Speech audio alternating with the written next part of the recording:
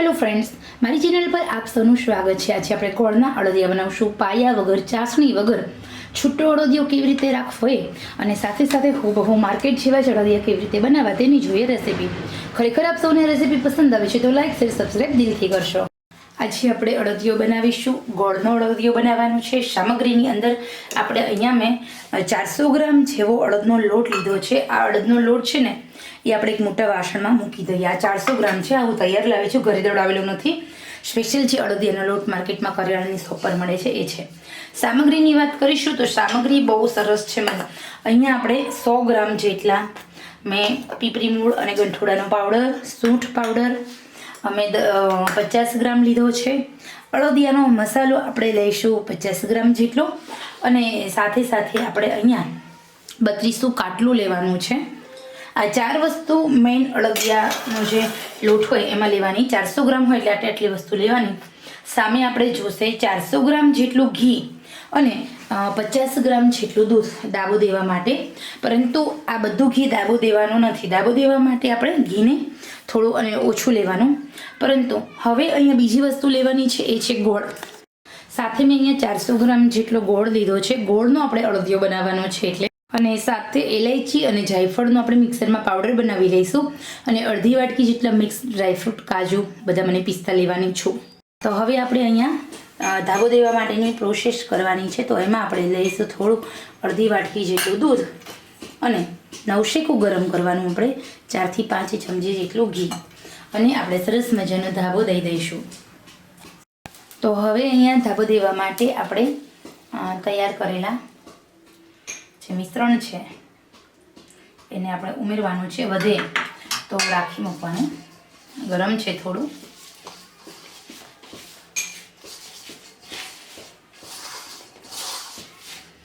પરંપરાગત રીતે અડદિયા બનાવવાની આ રીત બહુ સિમ્પલ છે, સરળ છે।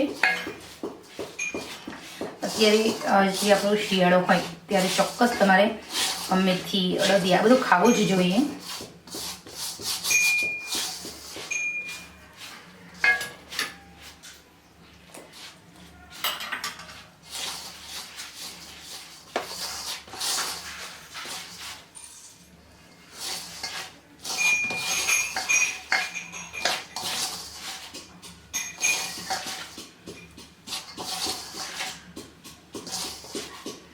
લોટ સહેજ પણ કોરો ન રહેવો જોઈએ।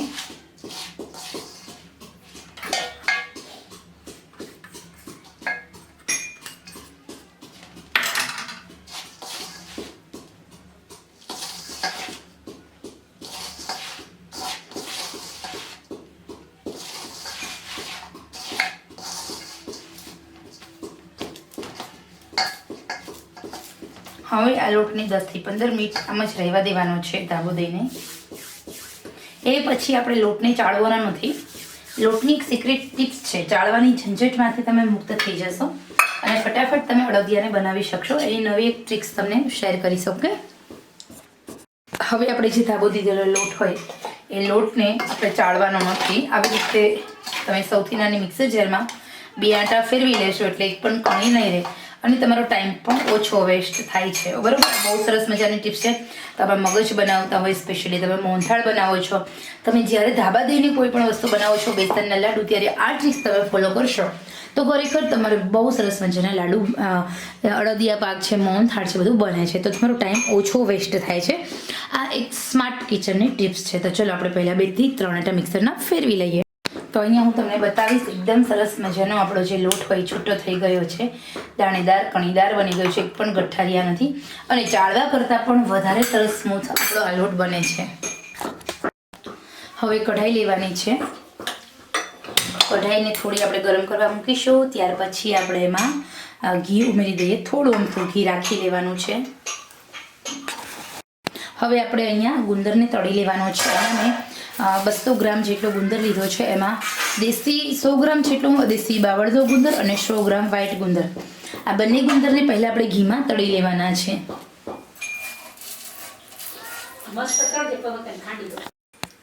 હવે આપણે ચેક કરીશું ઘી આપણું ગરમ થયું છે કે નહીં। તો એકદમ ઘી ગરમ થાય પછી જ આપણે ગુંદરને તળવાનો।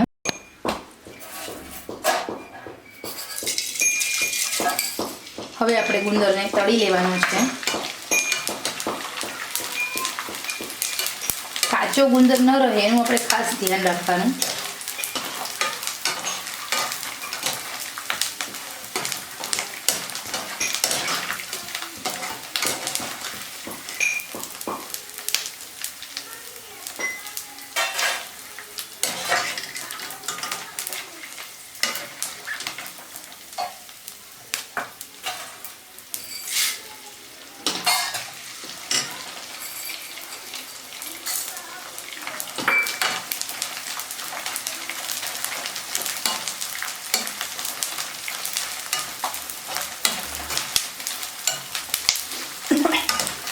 આપણો આ ગુંદર થોડો ઠંડો થાય એટલે આને પણ આપણે કાં તમે ખાંડી લેજો અથવા તો મિક્સરમાં આ ગુંદરનો તળેલા ગુંદરને ઠંડો થાય એટલે મિક્સરમાં 2 આંટા ફેરવી દેવાના.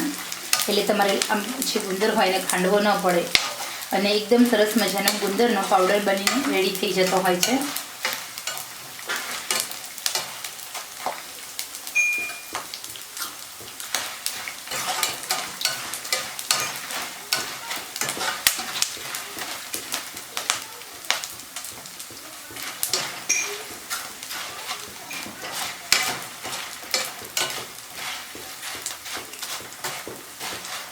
ગુંદર કાચો રહે ને તો અંદરથી ચીકાશવાળો લાગે એટલે ગુંદર કાચો ન રહેવો જોઈએ. ગેસની આંચ આપણે મીડિયમ કરવાની છે.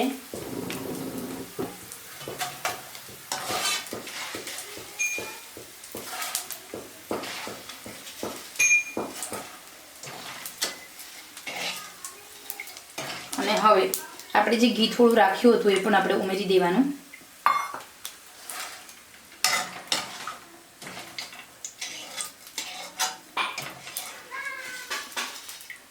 તો હવે આપણે તૈયાર થઈ ગયો છે તળાયેલો ગુંદર છે.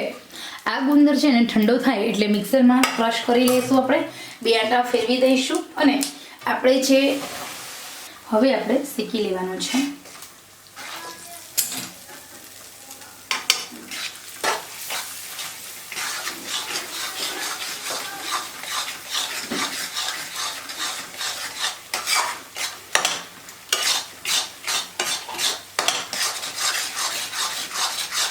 શેકવા માટે ગેસની આંચ સ્લો ટુ મીડિયમ રાખવાની.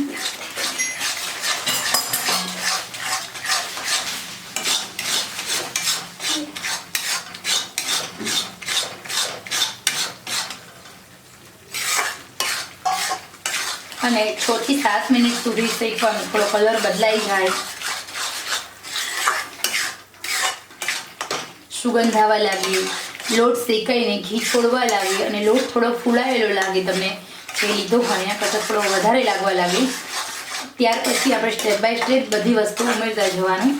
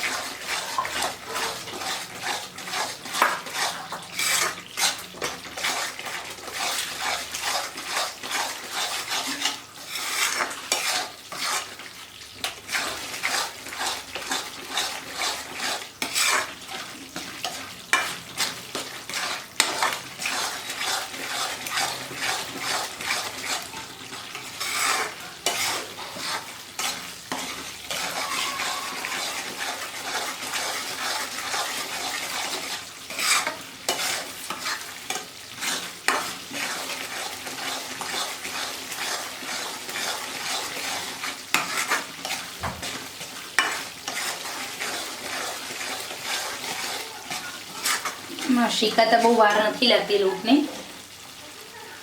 ગેસની આંચ આપણે થોડું ઘી વધારે હોય ને એટલે તમે જોઈ શકો છો લોટ અહીંયા શેકાઈ ગયો છે, લોટ આપણો ફૂલાઈ ગયો છે અને ઘી એકદમ છૂટું પડી રહ્યું છે.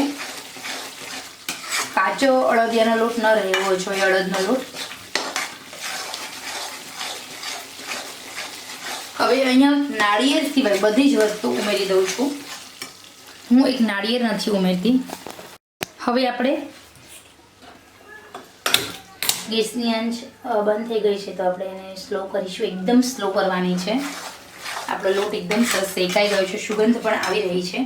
તો સૌથી પહેલાં જે આપણે ઉમેરવાની વસ્તુ છે ઇલાયચી અને જાયફળનો પાવડર છે. બીજી વસ્તુ છે એ છે આપણો ગુંદર. ગુંદરને મેં આવી રીતે મિક્સરમાં ક્રશ કરી લીધો છે. આપણે તળેલો જ ગુંદર છે ઘીમાં, અને તાજો તળેલો છે એટલે આ રીતે ગુંદરની પેસ્ટ છે એવું બની ગયું છે. હવે આ બંને વસ્તુને ઉમેરી હલાવી દઈએ. અળદિયાનો મસાલો ઉમેરી દેવાનો, સૂંઠ પાવડર ઉમેરી દઈએ,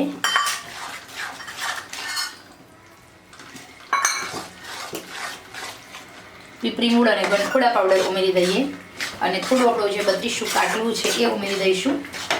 હલાવી લઈશું અને સરસ રીતે સેટ કરીશું.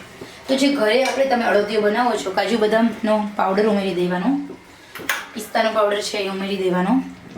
ઘરે તમે બનાવો ને એનો આ બેનિફિટ્સ છે. તમે ચાહો તેટલા ડ્રાયફ્રૂટ્સ ઉમેરી શકો છો અને તમારો જે અળદિયો હોય એ વધારે ટેસ્ટી બનાવી શકો છો. શિયાળાનું ઉત્તમ વસાણું આ અળદિયો છે.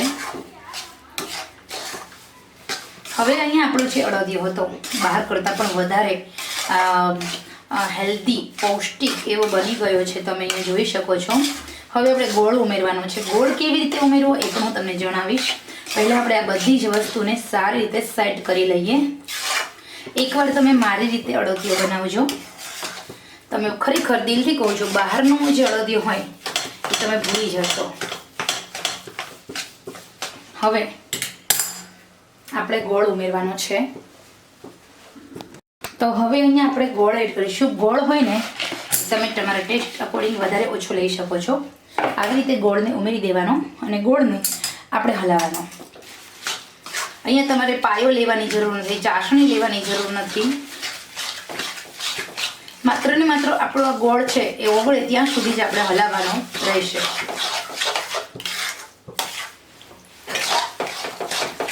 ગેસની આંચ એકદમ સ્લો ટુ મીડિયમ રાખવાની. હવે જેવો તમે ગોળ ઉમેરશો ને અને ગોળ તમારો ઓગળવા લાગશે, બીજો કોઈ વાસણમાં તમારે ચાસણી કરવાની, ગોળનો પાયો કરવાની, ગોળને ઓગળવાની કાંઈ જ જરૂર નથી. આ જ વાસણમાં તમારો ગોળ ઓગળી જાય છે. અને અહીંયા તમે જો એકદમ સરસ આપણે જેમ આપણો અળદિયો બની ગયો, સુગંધ પણ બહુ સરસ આવી રહી છે. તો હવે આપણે આ અળદિયાને બે રીતે સર્વ કરી. તમે છૂટો પણ આમ જ રાખી શકો છો અળદિયો, અને આ અળદિયો તમે માર્કેટમાં મળે છે એ રીતે તમે વાળીને પણ રાખી શકો છો. તો અહીંયા આપણો ગોળ બધો ઓગળી જાય ને તો શું પ્રોપર ટેસ્ટ આવશે. હવે તૈયાર થઈ ગયેલા અળદિયાને આપણે એક બીજા વાસણમાં લઈ લઈએ. તો અહીંયા આપણે જે અળદિયો છૂટો રાખ્યો હતો એમાંથી આવી રીતે મેં અળદિયા બનાવી લીધા છે. અહીંયા તમે જોઈ શકો છો એકદમ સરસ મજાના આપણા અળદિયા બનીને રેડી છે. આ તૈયાર થયેલા અળદિયાને આપણે ડેકોરેશન કરવા માટે ઉપર થોડા પિસ્તા હોય એને સ્પ્રેડ કરીશું, એટલે સેમ બાર જેવા લાગશે. અને અળદિયા ઉપર તમે ઘી પણ આવી રીતે મૂકી શકો છો થોડું, જેના કારણે એ બહાર અળદિયા ઘી થીજી જાય એટલે સેમ બાર જેવા અળદિયા લાગે. મેં તો બહાર કરતાં ઓછા બજેટમાં સાથે વધારે ટેસ્ટી એવા આ અળદિયા એકવાર તમે ચોક્કસ બનાવજો. ખરેખર અળદિયા ખાવાની મજા જ કંઈક અલગ છે.